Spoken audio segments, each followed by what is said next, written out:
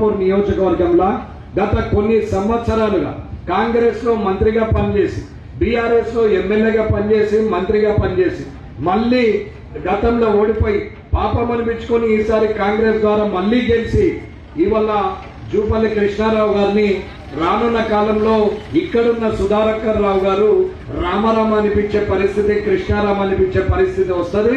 2028లో Bharatiya Janata party ఖచ్చితంగా ఎమ్మెల్యేగా గెలిచే అవకాశం ఖచ్చితంగా ఉంది. అది మీరు అందరూ ఆశీర్వదించాలని నేను కోరుకుంటున్నా. గతంలో కూడా నరేంద్ర మోడీ గారి పేరు అలాగే ఉండి 23 సంవత్సరాలుగా ఆయన 13 సంవత్సరాలు ముఖ్యమంత్రిగా 10 సంవత్సరాలు ప్రధానమంత్రిగా ఉన్నారు. ఇంకొక 5 సంవత్సరాలు 400 సీట్లతోని మూడోసారి ప్రధానమంత్రి కాబోతున్న ఆయన ఇవాళ తెలంగాణ కూడా మీతోనే ఉంది. తెలంగాణ యావత్తు తెలంగాణ జాతి మొత్తం మీకే మద్దతుగా ఉందనే సంకేతం ఇవ్వాలంటే ఇవాళ నాగర్ కర్నూలు పార్లమెంటు నియోజకవర్గంకి వెళ్ళవలసిందే.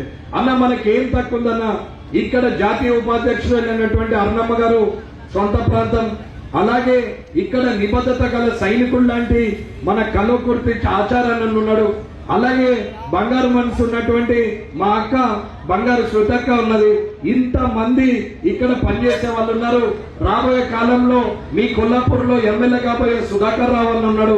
ఇంతమంది మీకు అండగా ఉండగా నరేంద్ర మోడీ గారి ఆశీస్సులతోని ఇవాళ దేశం అగ్రగామి దేశంగా మారుతున్నప్పుడు ఇవాళ మనకు కూడా భారతీయ జనతా పార్టీకి మద్దతుగా ఉంది, నరేంద్ర మోడీ గారికి మద్దతు ఉందనే సంకేతం ఖచ్చితంగా ఇవ్వాల. ఇవాళ ఇక్కడ ఈ కొల్లాపూర్ నియోజకవర్గంలో మామిడి తోటలు బాగా ఉన్నాయి. మామిడి తోటలకు ప్రాసెసింగ్ యూనిట్ కానీ కోల్డ్ స్టోరేజ్ గోడౌన్ కానీ పెట్టాల్సిన అవసరం ఉంది. అది ఖచ్చితంగా భారతీయ జనతా పార్టీ ఈ యాత్ర సందర్భంగా రాష్ట్ర అధ్యక్షుల ద్వారా ప్రధానమంత్రి గారికి నివేదిక పంపి ఇక్కడ అయ్యేటందుకు ఖచ్చితంగా కృషి చేస్తామని చెప్తున్నాం. ఇది 100% నిజం.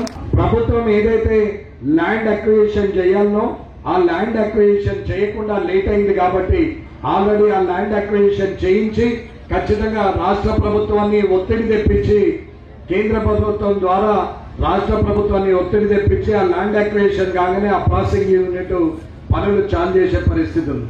అట్లాగే ఇవాళ నల్లమలాడులో కూడా వెదురు బాగా దొరుకుతుంది, పేపర్ మిల్లు కూడా అవకాశం ఉంది.